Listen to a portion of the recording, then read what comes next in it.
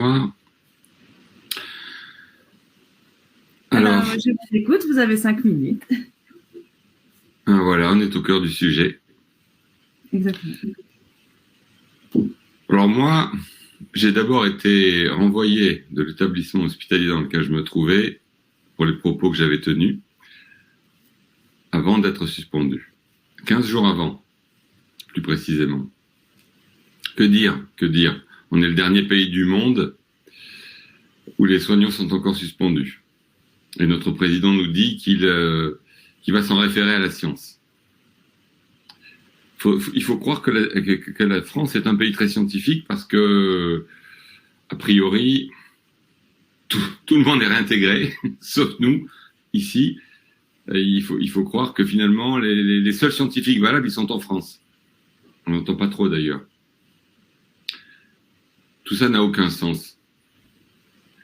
Et ce qui est terrible, c'est que les gens ne se rendent pas compte. Mes amis me disent alors, ça y est, t'es réintégré, tu peux de nouveau travailler, tu peux de nouveau bosser, tu gagnes ta vie enfin. Ah non. Attends, c'est pas possible. Même à la télévision, ils disent que on a prouvé que le vaccin, que les vaccinés contaminaient autant que les autres. Et ben alors pourquoi on vous réintègre pas? Va demander à Macron. Les hautes autorités de santé ne se prononcent pas. Le président du Sénat est contre. Les journalistes n'en parlent pas. Pourquoi n'est-on pas réintégré? Pourquoi toutes ces vies ruinées? Pourquoi toute cette détresse? Les gens, en fait, n'ont aucune conscience de ce qui s'est passé pour les suspendus. Leur vie s'est arrêtée.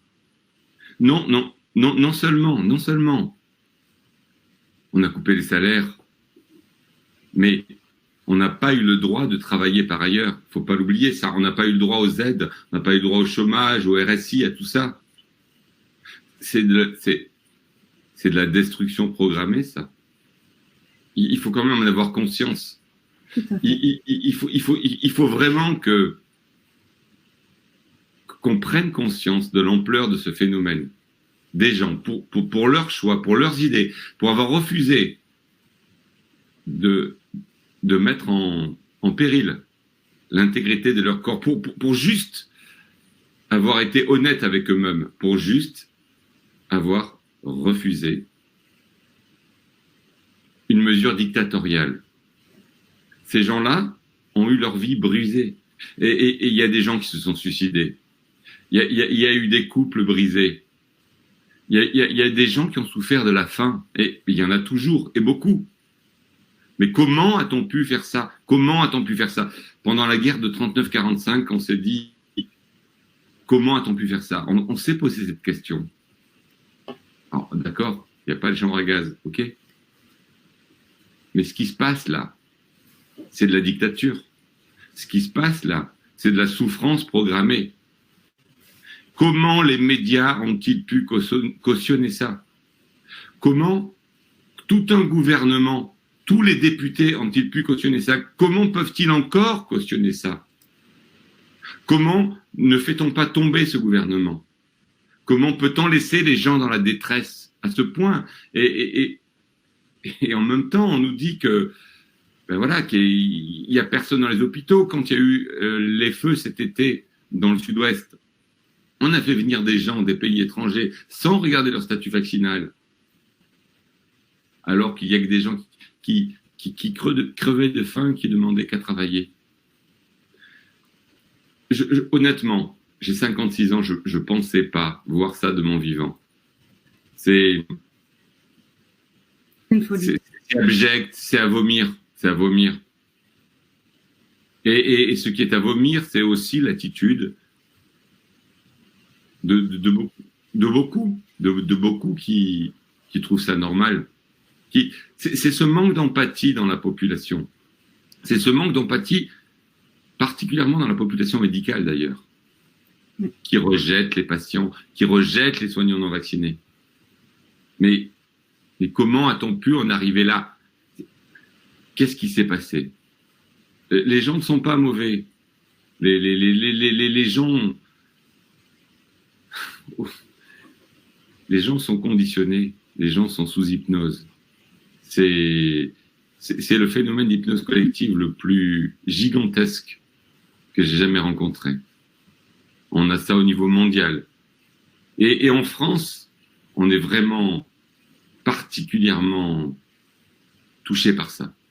En ce moment, quand on regarde autour de nous, quand on est un paria, parce que c'est le cas, je me suis fait rejeter partout, dans tous les anciens services où je suis passé, tous les petits jeunes que j'ai aidés à évoluer, à qui j'ai trouvé des places à droite et à gauche, que j'ai biberonné, je dirais, à qui j'ai appris tout ce que je savais. Ils m'ont tous rejeté. Ils ont tous dit Montesino, il est devenu fou. Il est devenu complotiste. Au secours. Complotiste. C'est un mot à la mode, complotiste, quand même. Ils ont été forts avec le complotisme. Exactement. Mais ça s'avère quand même très juste jusque maintenant, en tout cas. C'est ça. C'est ça. Là, le complotiste, c'était le pestiféré d'avant. On sort un crucifix quand on a un complotiste devant soi. Exactement. C'est encore dans l'esprit de la population. Et rien ne bouge. Et là, alors, évidemment, et ça c'est caricatural, tous les pays du monde ont réintégré leurs soignants, sauf nous. Sauf nous. Ça fait bouger personne. J'espère en tout cas que cette émission et tous les témoignages qui auront eu lieu aujourd'hui, en tout cas, vont permettre de pouvoir changer cette situation, en tout cas. Je ne sais pas. Je reste optimiste. Il faut rester optimiste. Il faut voir le verre à moitié plein. La vérité monte. Elle est beaucoup plus manifeste dans d'autres pays qu'en France. C'est bien évident. Et nous sommes au cœur de la coercition. On a un président qui ne parle que de démocratie. On a une Union européenne qui ne parle que de démocratie. Mais on est dans la dictature la plus totale, là. Dans un totalitarisme. Tout est censuré partout. Exactement. L'ostracisme perdure en permanence. Alors voilà. En tout cas, je vous remercie beaucoup pour votre témoignage et on entend vraiment bien votre souffrance.